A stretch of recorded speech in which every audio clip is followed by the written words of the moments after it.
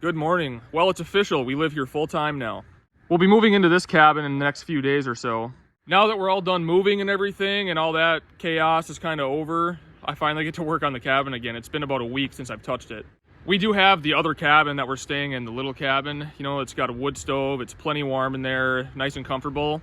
The only thing with it is it's just a little bit small, especially with Stanley crawling around all over. But other than that, it's very comfortable. So it's not like we need to race to get in here. I just want a bigger space, you know. But like I said, in the next 3 or 4 days, we will be in here. I'm installing the front door today, and then I'm gonna do all the finish work in our bedroom and then install the wood stove as well. It's fully insulated, so it'll be nice and warm in there. And then I can knock out the rest of the stuff. So as you saw, we did move the chickens as well. We weren't gonna leave them there, but we were kind of waiting till getting close to closing day to move them over here. But I built this little A-frame chicken coop out of just the scrap wood I had laying around here, nice and simple, as kind of a temporary chicken coop for them. But Sierra and I have kind of decided that we like it, so I think we're going to keep it. It's on skids. This is movable. Harbor Freight sells these little tires, so I think I'm going to put this thing on tires along with a nice big run for them. And it'll be like a chicken tractor, so I can move it around wherever, because there's a lot of predators around here. So, you know, they're free ranging right now, but I'm sure it's just a matter of time before something comes in the yard and one of them gets snagged. And then since we're going to keep it now, I'll put metal on this. Right now I just have some plastic sheeting on there, keep the water out. And then I'm going to move this over there, and we'll kind of I'll just move them around to this field area here so we can watch the chickens out the sliding doors in the living room. But right now I'm getting ready to install the front door. That's what's next. And then we will be officially dried in. Windows are all in. I'm foamed, I'm insulated. This thing could be heated right now as soon as this door gets slapped in there. Well, let's go ahead and slap it in.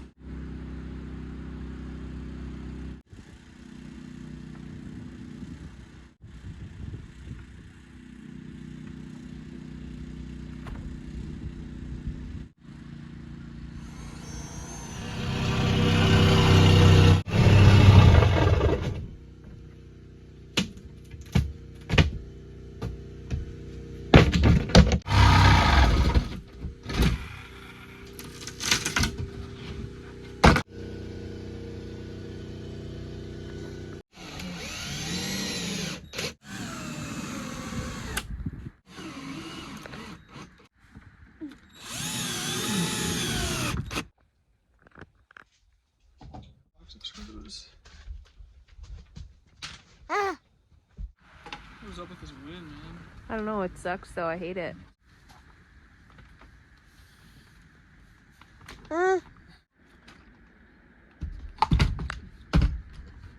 Well, we framed them in properly, so there's that. That's a win. Yeah.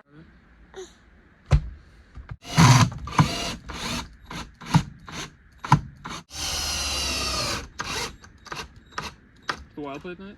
No, they play tomorrow.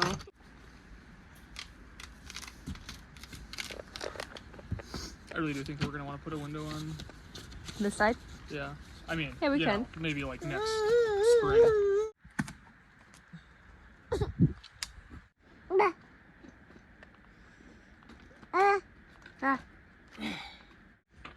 Level.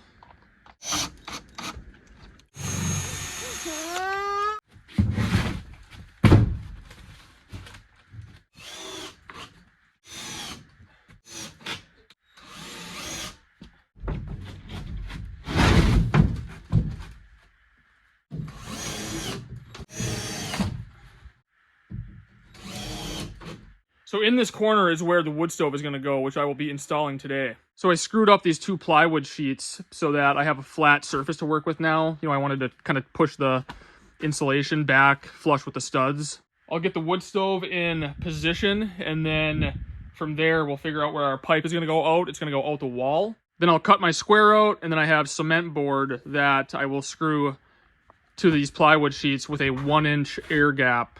And that will give me a proper heat shield for the wood stove. And then eventually, the heat shield, we're going to do something nicer than just the cement board. You know, it'll get brick. We're kind of looking at some brick options that look kind of cool. But that'll be down the line a little bit, because that'll take a little bit of time. And it's not really a priority. With just having the cement board screwed to this with the 1-inch air gap, we'll have a proper heat shield. So that's what we're after, just so we can get the stove in here and get some heat going.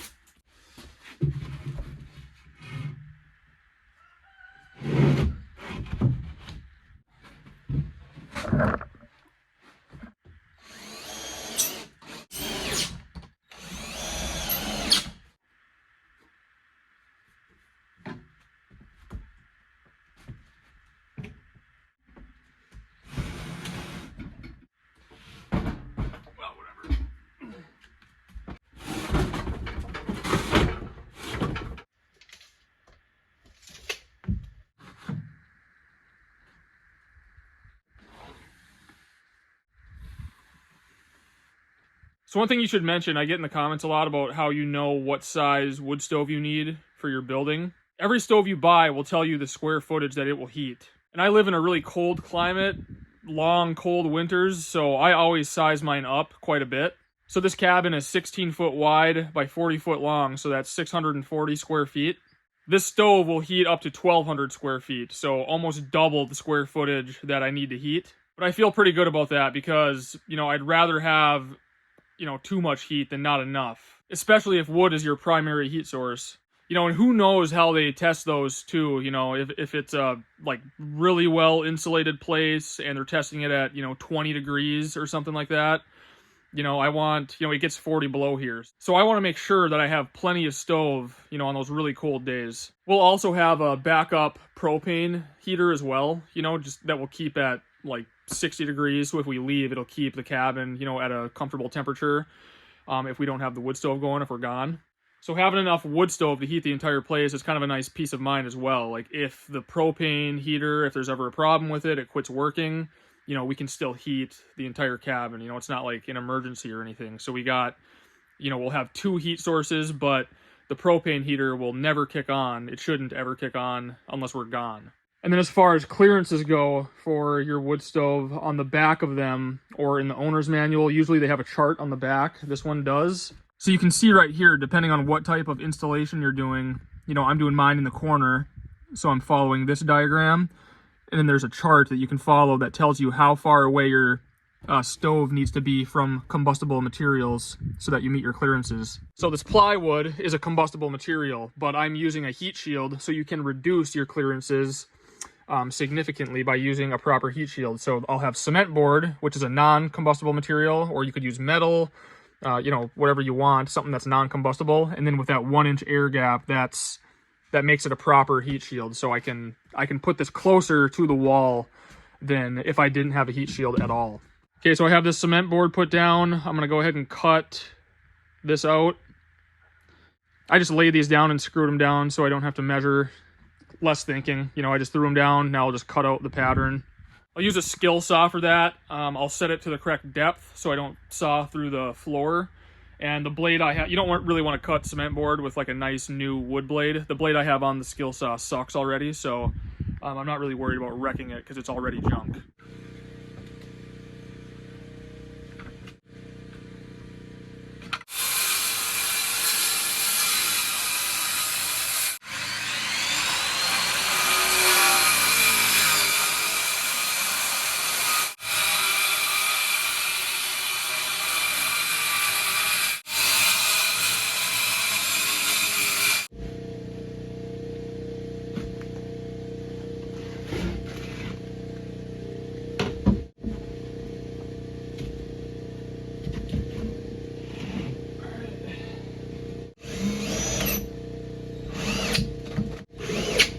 Okay, so this part turned out pretty good. That's not how it's gonna stay. We'll do something nice here like brick or tile, or I don't know. We're kind of leaning towards brick right now. We'll do the whole thing the same. But at least this is in here now. It's not going anywhere. And the wood stove is at the correct height, so I can finish installing the wood stove now.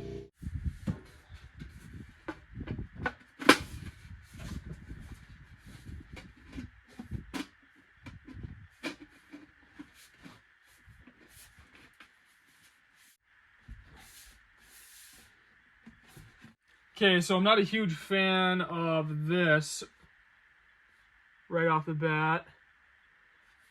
You want your crimped ends on your pipe to go down so that it fits, into the pipe below it like that. So if you have any like creosote issue, it runs down into the pipe instead of on the outside.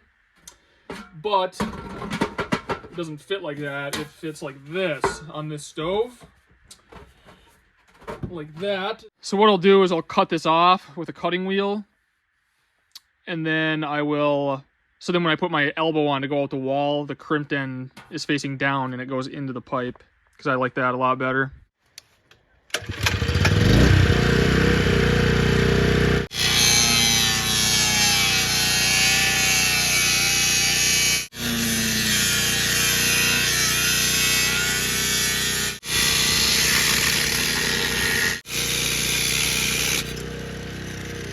Okay, so I'll put the ugly end down, the end I just cut off.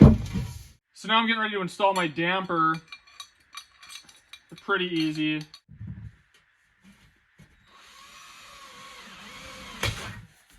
So you just drill a hole, same size as your little thing that goes into your damper here.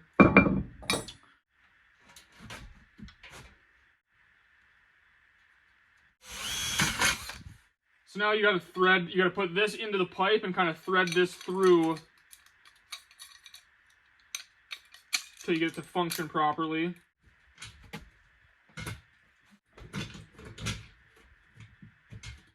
All right, so that's what that looks like.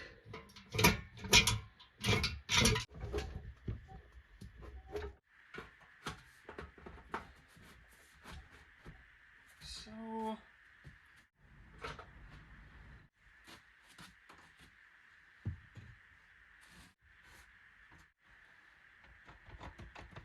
okay, put some marks on the bottom, top, both sides, roughly, so I can kind of find the center of where, you know, the dead center of the pipe. I'll be switching to insulated pipe at this point here to go through the wall. The insulated pipe, it's a lot more expensive, but you have a lot less clearance to combustibles. I think it's 2 inches. So that means I don't have to cut as big of a square out of the wall. Hi, Skeeter. Hi, bud. Good boy. So at this point, I'm gonna kind of draw out my box, my square that I'll have, where my pipe's gonna go through. I know I'm not gonna cut any wires or anything in here. You know, you want to double check that if you're doing this like in an existing house. I just built this, so I know all my wires kind of go down here. So yeah, I'll mark out my box and we'll cut a hole through the cabin.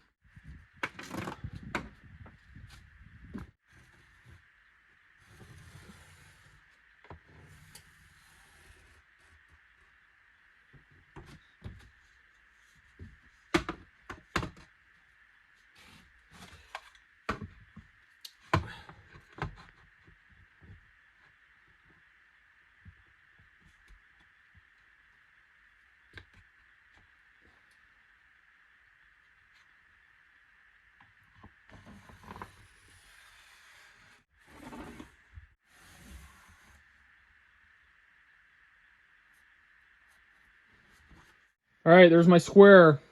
It's never a fun feeling to cut a hole in the side of your house or cabin, but it must be done.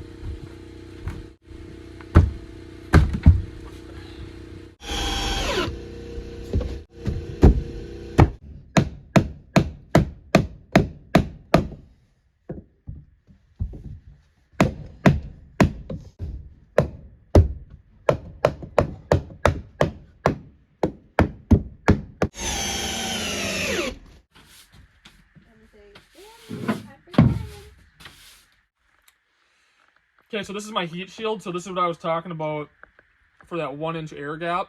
I just cut some pieces of EMT electrical conduit. Put it on the back of the screws because you're not going to be able to get your hands back here. So these are my 1-inch spacers, which gives me a 1-inch air gap between the heat shield and the combustible material. Are you losing it? Nope, not yet. Did it fall? No.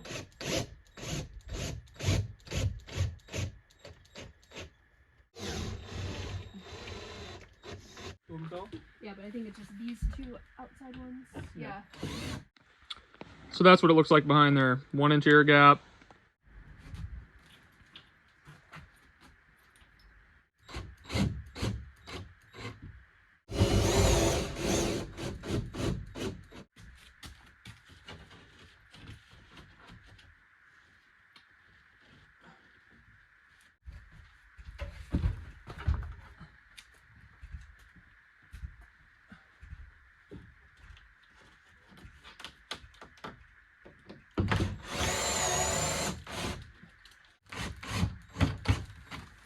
Okay, so this cement board is gonna come out to the edge of the plywood on both sides.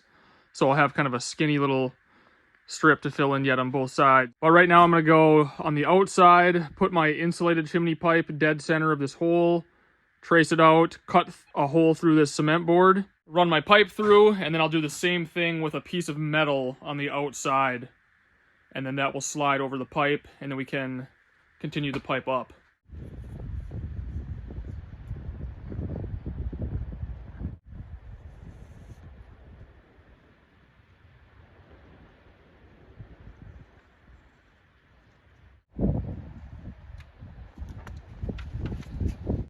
Now I'll cut that out with the Sawzall.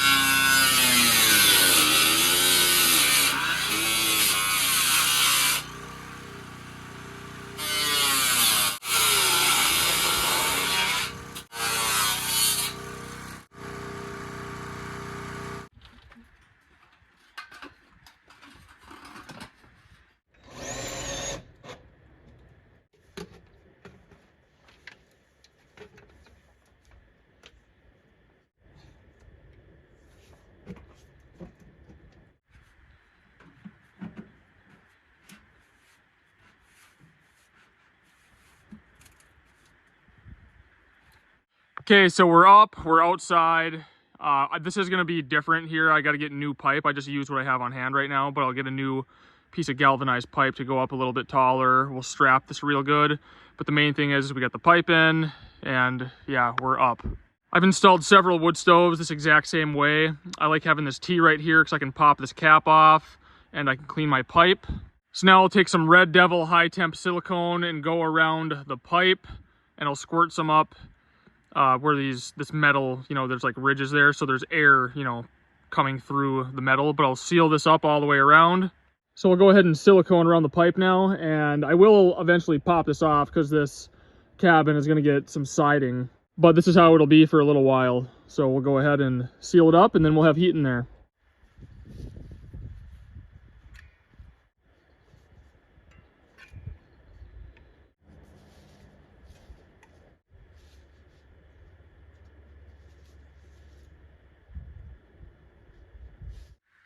Well, my pipes are all screwed together. I'm good to go. I'm gonna light the first fire inside the cabin. All right, here we go.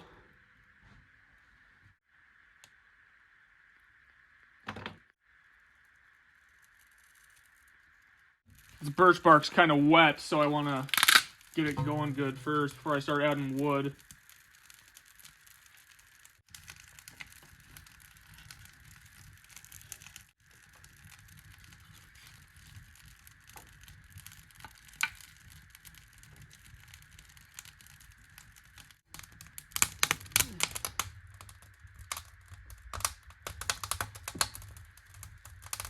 We'll leave this door open a crack till we get it going good. It's actually drafting pretty good already. Whoop.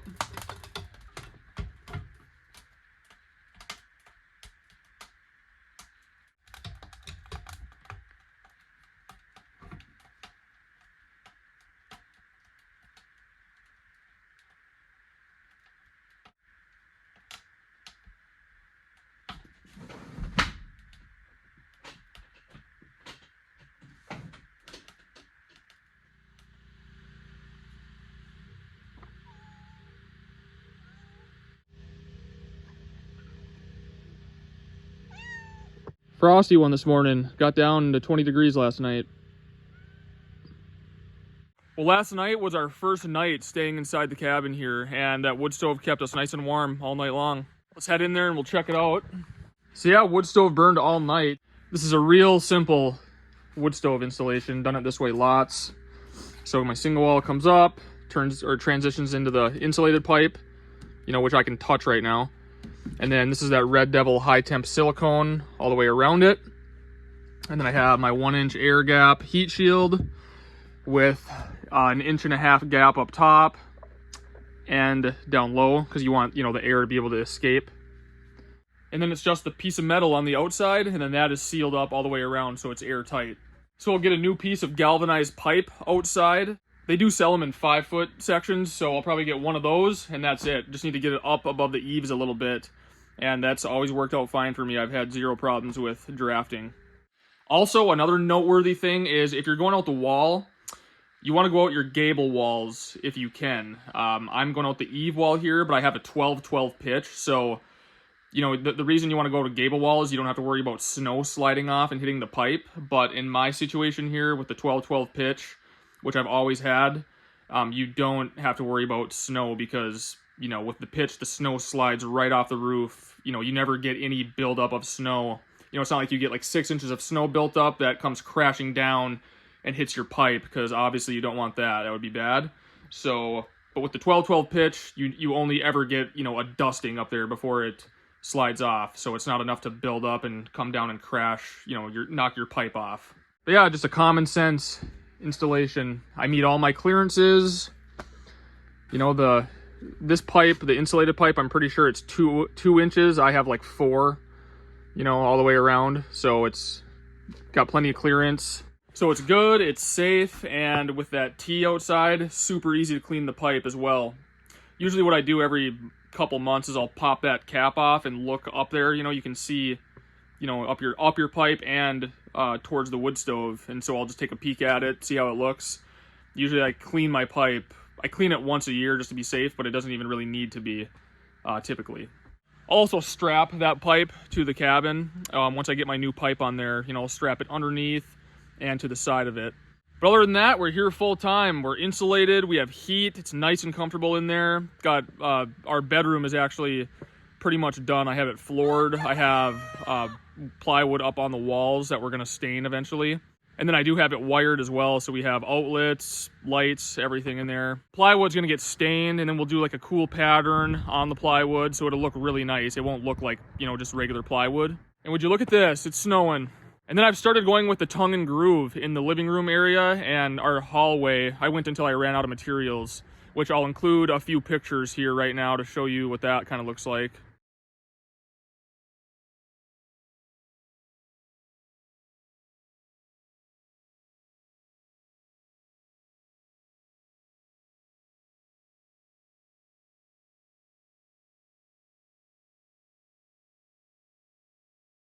I'm about a week behind on video editing right now, so by the time you see this video, that tongue and groove will all be done. The ceiling's getting tongue and groove, all the walls everywhere, in the living room, hallway, kitchen, bathroom. And then we're doing cedar trim, you know, around all the windows, the beams, doors, everything, which will look really nice. So by the time you see this video, I'll probably have that all done, and the whole thing will be floored too. See, now that I'm here full time, you know, I'm getting a lot of stuff done really quickly because I'm actually here. You know, the last like 2 weeks I've been coming and going every single day, you know, working on the place for like 2 hours, then going and getting another load of stuff to move here. So haven't really got to work on too much, but now that we're here, getting a lot done really fast. So stay tuned for that video coming up. I will do that, I will post a video of like the price of the cabin and the material list and all that. It just takes a long time to make.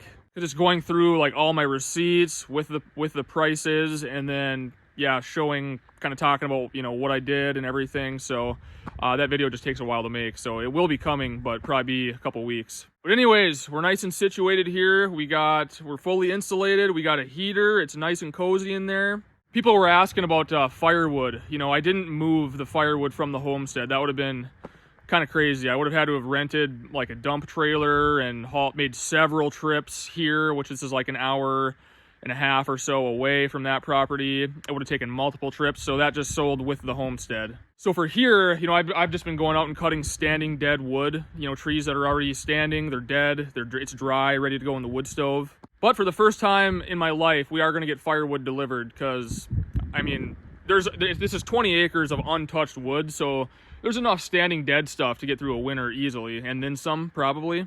But I just got so much other stuff going on finishing this place out that I don't really have time for it, so we're getting 6 cords of firewood delivered next week, so we won't have to worry about it. It's already dry, it's bucked up, it's split, and ready to go in the wood stove, so that's just what we have to do for this year. And then once we get closer to spring, I'll be, you know, caught up, and I can start processing firewood for the seasons to come.